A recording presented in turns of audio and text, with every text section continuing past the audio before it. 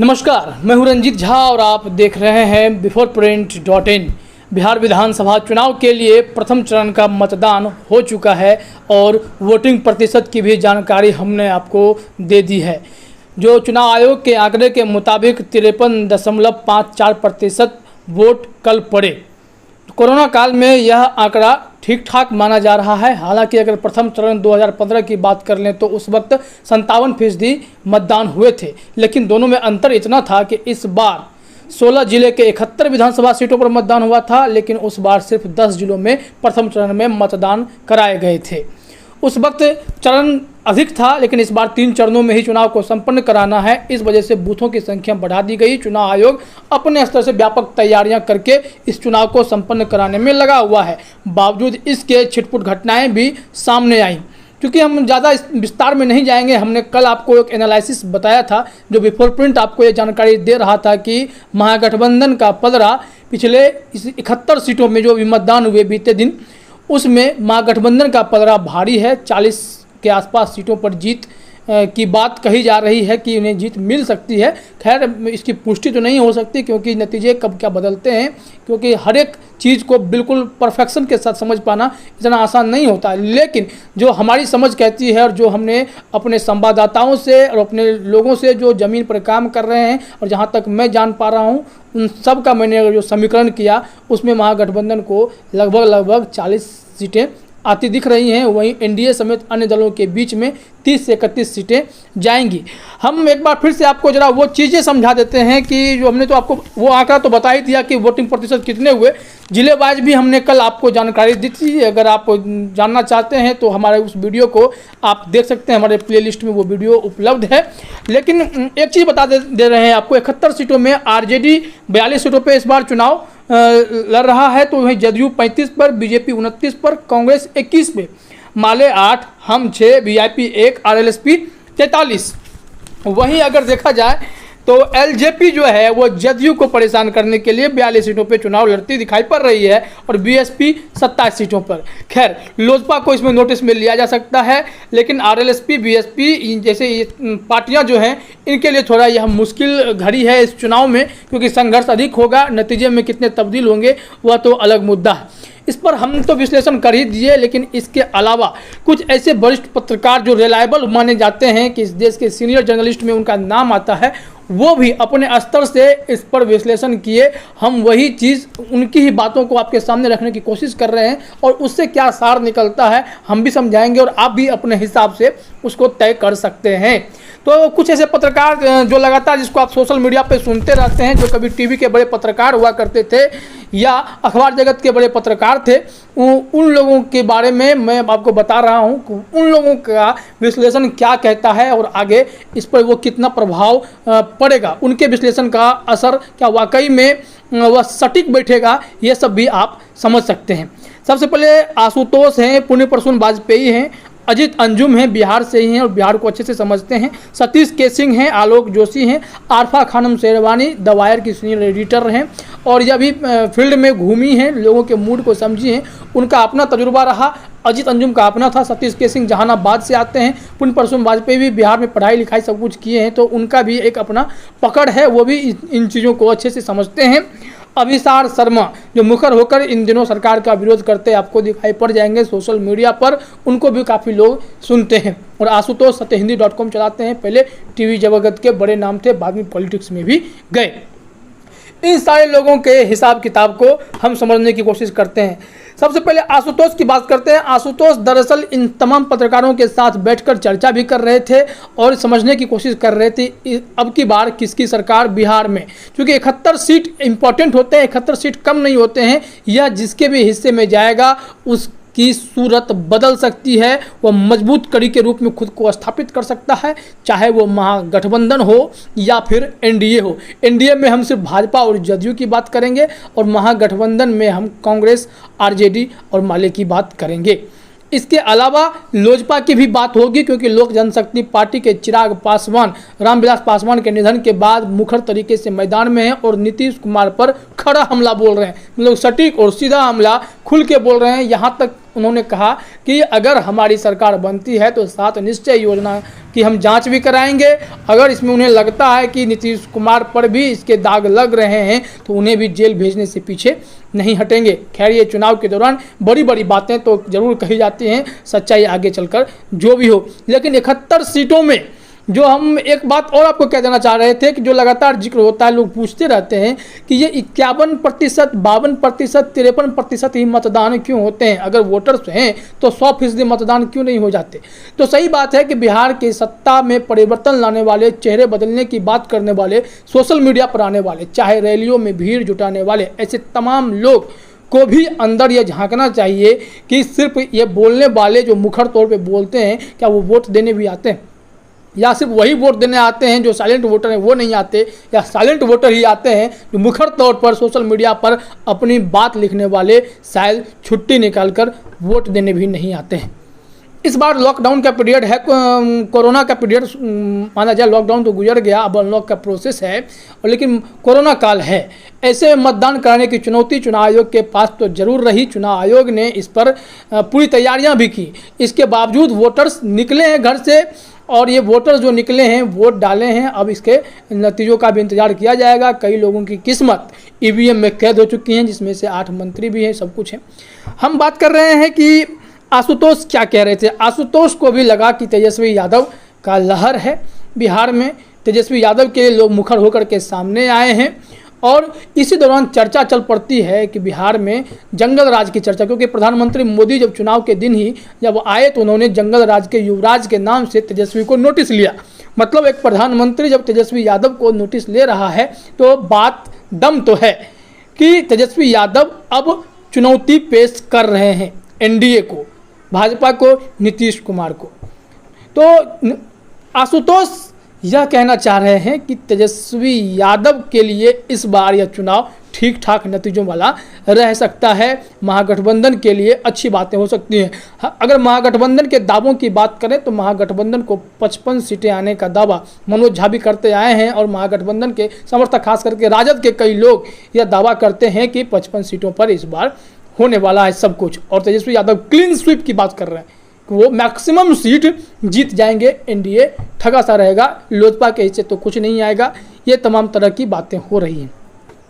आशुतोष की बात हमने कर ली। पूर्ण प्रसून वाजपेयी की बात कर लें। पूर्ण प्रसून वाजपेयी ने अपने सोशल मीडिया पर सीट दर सीट विश्लेषण करते हुए मुंगेर में, भागलपुर में, रोहतास में, भोजपुर में, अरवल में, इन तमाम जिलों के इम्पोर्टेंट सीटों पर उन्होंने चर्चा की। उन्होंने लोगों को समझाने की कोशिश की जो बिहार में जातीय समीकरण है उसके तोल मोल अगर की जाए तो क्या नतीजा निकलता है। उन्होंने जो पूरा हिसाब किताब लगाया, चाहे ब्राह्मण बाहुल्य इलाके का हो, मुसलमान बाहुल्य का हो, कुर्मी हो, कोयरी हो, या अन्य 25 जातियां जिन्हें नीतीश कुमार इस पर अपनी पकड़ बनाते हैं, जो लालू यादव के हाथों से वह पकड़ निकल गई है, उन वोटों का भी उन्होंने विश्लेषण किया।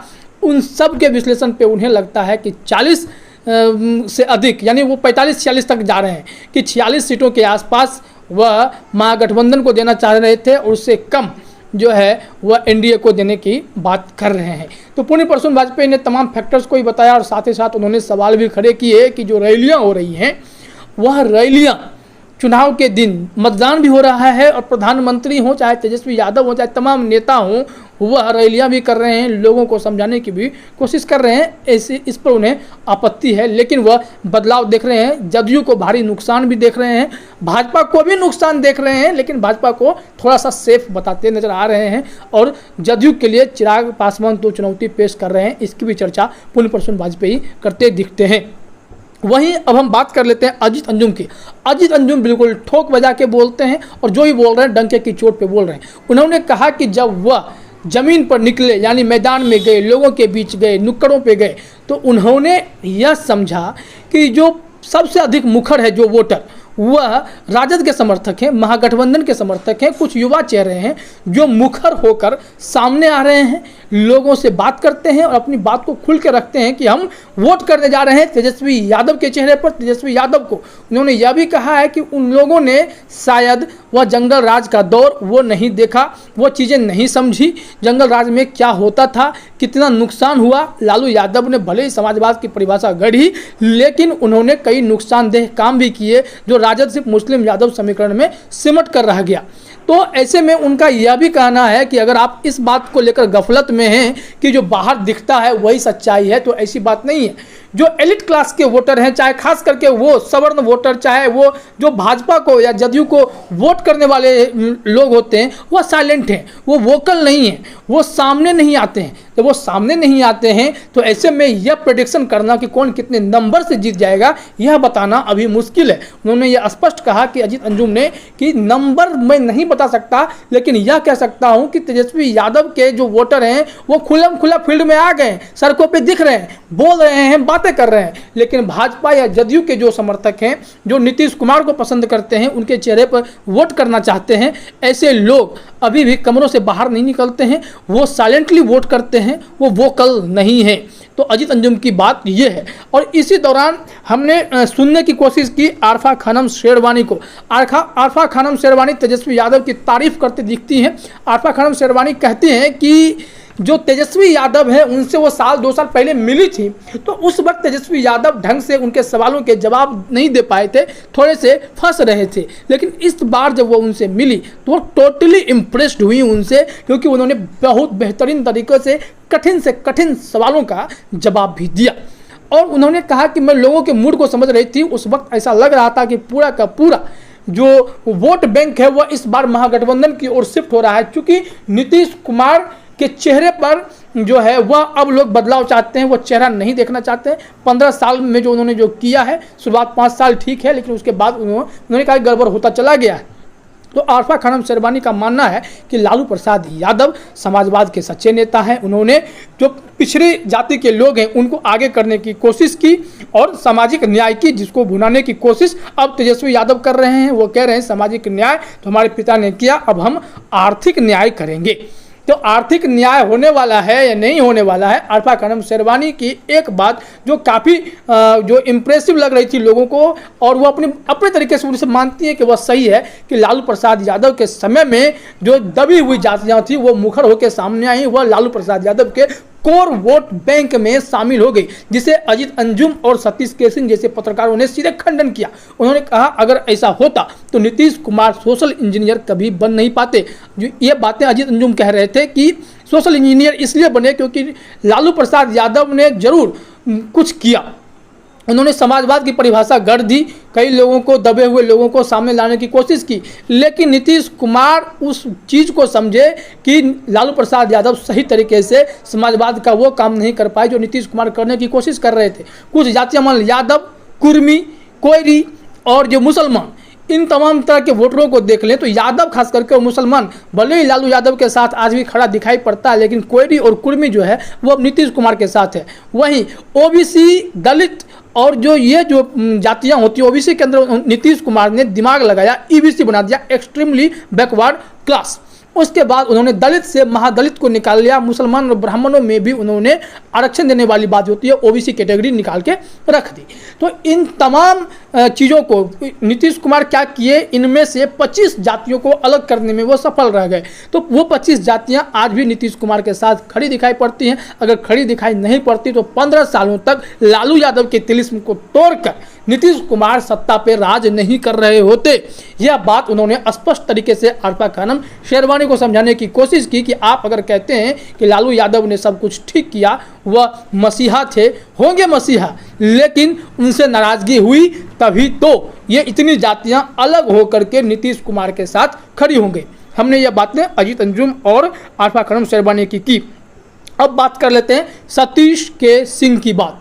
सतीश के सिंह ने भी समझाने की कोशिश की, वो भी नंबर पे नहीं गए, लेकिन उन्होंने बताया कि लालू प्रसाद यादव ने एक अच्छा काम किया था कि 70,000 लोगों को नौकरी दी अपने कार्यकाल में, तो तेजस्वी यादव ने 10 लाख कह दिया। अगर वो 10,000 भी कहते तो भी उनको थोड़ा समर्थन मिल जाता। लेकिन यह बात कि लालू यादव ने अपने 15 सालों में जंगल राज नहीं किया, यह सिर्फ अफवाह हैं, सुनी सुनाई बातें हैं, तो यह गलत है। उन्होंने कहा कि मैं जहानाबाद से आता हूँ और वो तजुर्बेकार हैं, उम्र हो चली है उनकी। उन्होंने कहा कि हमने देखा कि शाम 5-6 बजे के बाद सड़कें बंद हो जाती थी बिहार में, खास करके उन इलाकों में जहाँ पे इस तरह का दबदबा हुआ करता था, वो सारी चीज़ें बंद हो जाया करती थी। उन्होंने यह भी कहा कि जंगल राज था और उन्होंने स्पष्ट किया कि आप एक तरफा एनालिसिस नहीं करें, नीतीश कुमार को भी वोट मिला है, नीतीश कुमार ने भी काम किया है। और ऐसे में हाँ, नीतीश कुमार के खिलाफ नाराज़गी इसलिए है कि उन्होंने बीजेपी के साथ मिलकर संडास तो दिया, सड़कें तो दी, बहुत काम किए, लेकिन जो जीविकोपार्जन की बात होती है वह नहीं हो सका, मतलब जॉब क्रिएशन की बात वह नहीं हो सका है। उसके लिए युवा वोटर्स जो हैं वो नाराज़ हैं। लेकिन एक तौर पे वो और भी स्पष्ट और खुले तौर पे उन्होंने उस वक्त कहा कि अगर आप ये मानते हैं कि इन सब की नाराज़गी के चलते जो अगड़ी जाति के लोग हैं वह लालू यादव के साथ या तेजस्वी यादव के साथ खड़े हो जाएंगे तो यह गलतफहमी है। वो जान लेंगे, लाख बुरा नीतीश कुमार कर लेंगे उनके लिए, लेकिन वो वोट तो एनडीए को ही देंगे, भाजपा को ही देंगे, नीतीश कुमार को ही देंगे। यह बातें सतीश के सिंह कहते हैं और सतीश के सिंह थोड़ा लगे कि वो प्रो एनडीए हैं और वो उस तरह की बातें कर रहे हैं। तेजस्वी यादव को भी उन्होंने थोड़ा समर्थन तो दिया, लेकिन वोट शिफ्टिंग की बात को वो नकारते नजर आए। आलोक जोशी बिहार से ताल्लुक नहीं रखते हैं, वो यूपी से आते हैं और ब्राह्मण परिवार से आते हैं। उन्होंने एक परिभाषा समझाने की कोशिश की कि जो पिछड़ी जातियां होती हैं अगर उसका कोई चेहरा मुख्यमंत्री बन जाता है तो ऐसे में उनके लोगों में, उनके समुदाय के लोगों में फख्र की बात होती है कि कोई छोटी जाति वालों को जाकर के पैर छू के प्रणाम कर रहा है। जैसे मायावती मुख्यमंत्री बन गई और पत्थर की जो हाथियां बनी थी उसके सामने जाकर के कोई दलित व्यक्ति वहां खड़ा होकर यह कहता था कि वह हमारी मुख्यमंत्री मायावती हैं और जिनको पैर छू करके लोग प्रणाम कर रहे हो, चाहे ब्राह्मण हो चाहे कोई जात का हो। तो एक दौर ये भी था। आलोक जोशी ने कहा कि मैं बिहार को ज़्यादा समझता नहीं हूं, लेकिन इस बार तेजस्वी यादव के लिए थोड़ी राहत की बात है, वह सामने आए हैं तो वो उन मुद्दों को पकड़ रहे हैं जो इस वक्त की सबसे अधिक ज़रूरत है। चाहे लॉकडाउन पीरियड में जो पलायन हुआ उसकी बात कर लें, बेरोजगारी की बात कर लें, जिन मुद्दों को उन्होंने पकड़ा है उसको वो समझाने की कोशिश कर रहे थे कि इसके मुताबिक तेजस्वी यादव के लिए ठीक है कि उन्होंने पलायन और रोजगार के मुद्दे को कस के पकड़े हुए हैं और ये इसका फ़ायदा उन्हें देखने को मिल सकता है। तो इस 71 सीटों में उन्होंने भी सीट की संख्या बताने की कोशिश तो नहीं की, लेकिन महागठबंधन के लिए ठीक ठाक बातें कही हैं कि महागठबंधन के पक्ष में यह माहौल बन रहा है। अब चलते चलते अभिसार शर्मा की बात। अभिसार शर्मा सीट का एनालिसिस कर रहे थे, वह तमाम तरह की बातें, वो भी जातीय समीकरण की ही चर्चा कर रहे थे। और बिहार में सच अगर बात कर लें तो ये सच्चाई है कि जातीय समीकरण से कोई हट नहीं सकता है। अभिसार शर्मा के मुताबिक उन्हें यह समझ में नहीं आ रहा था कि लॉकडाउन के दौरान जो गलतियां हुई उसके लिए तो भाजपा जिम्मेदार है, तो फिर असर जदयू पे क्यों पड़ता दिखाई पड़ रहा है, भाजपा पे कोई असर क्यों नहीं है, भाजपा सेफ क्यों दिखाई पड़ रही है, भाजपा अक्षुण्ण रह जाने की स्थिति में कैसे है। महागठबंधन से तेजस्वी यादव लगातार जो भी हमला करते हैं वह तो ठीक है, लेकिन जदयू के लिए इस बार मुश्किल की घड़ी खड़ी हो गई है। और जदयू वर्सेज जो ये आंकड़ा है कि जदयू के खिलाफ तेजस्वी यादव ने तो उम्मीदवार उतारे ही हैं और चिराग पासवान ने भी उनको परेशान करने की कोशिश की है, लोजपा के उम्मीदवार वहाँ खड़े हो गए हैं। तो तमाम इन तरह के लोगों के जो चर्चाएं हैं उसमें यह भी कहा जा रहा है कि जहाँ जहाँ जदयू और आरजेडी की टक्कर होगी चाहे तो उन सीटों पर सबसे बड़ी बात आप यह समझिए, अजीत अंजुम भी कह रहे थे और तमाम तरह के पत्रकार कह रहे थे कि 2015 में तो साथ थे, जो आरजेडी का वोटर जो है वो जो समर्थक है, फॉलोवर्स है, वो एग्रेसिव है, तो ऐसे में वो तो वोट करेगा नहीं। और जदयू में अगर अंदरूनी नाराज़गी है, जहाँ सीट को लेकर दिक्कतें हुई होंगी, वो वोट इधर उधर हो सकता है, तो नीतीश कुमार के लिए नुकसान की स्थिति यहाँ भी दिखाई पड़ती है। तो कुल मिलाकर आप यह समझिए कि जो यह 71 सीटें हैं 16 जिले में जहां पे मतदान हुए हैं, वहां पर परिस्थितियां तो महागठबंधन के फेवर में जाता दिखाई पड़ रहा है। लेकिन अजीत अंजुम की वह बात आप नहीं भूल सकते हैं जिसमें उन्होंने कहा कि जो बीजेपी और जदयू के जो वोटर्स हैं वो वोकल नहीं हैं, वो साइलेंट वोटर हैं। किस तरफ वो करवट ले लेंगे इसकी कोई गारंटी नहीं होती है, वो जाके वोट दे देते हैं, इसलिए वह नंबर पे यकीन नहीं करेंगे। ऐसे ही तमाम बड़े पत्रकारों को लेकर जो चर्चा करते हैं उसको हम एक जगह समअप करके आपको एनालिसिस करने की कोशिश कर रहे थे, आपको समझाने की कोशिश कर रहे थे। आगे के 2 चरण के मतदान अभी बाकी हैं और जब मतदान होंगे उसके बाद भी हम बिफोर प्रिंट की एनालिसिस, हम अपनी एनालिसिस आपके सामने रखेंगे। इसके अलावा जो है तमाम बड़े पत्रकारों के एनालिसिस को भी हम आपको समझाने की कोशिश करेंगे एक जगह। फिलहाल biforeprint.in में इतना ही, बाकी अन्य अपडेट्स के लिए आप लगातार बने रहिए हमारे साथ। नमस्कार।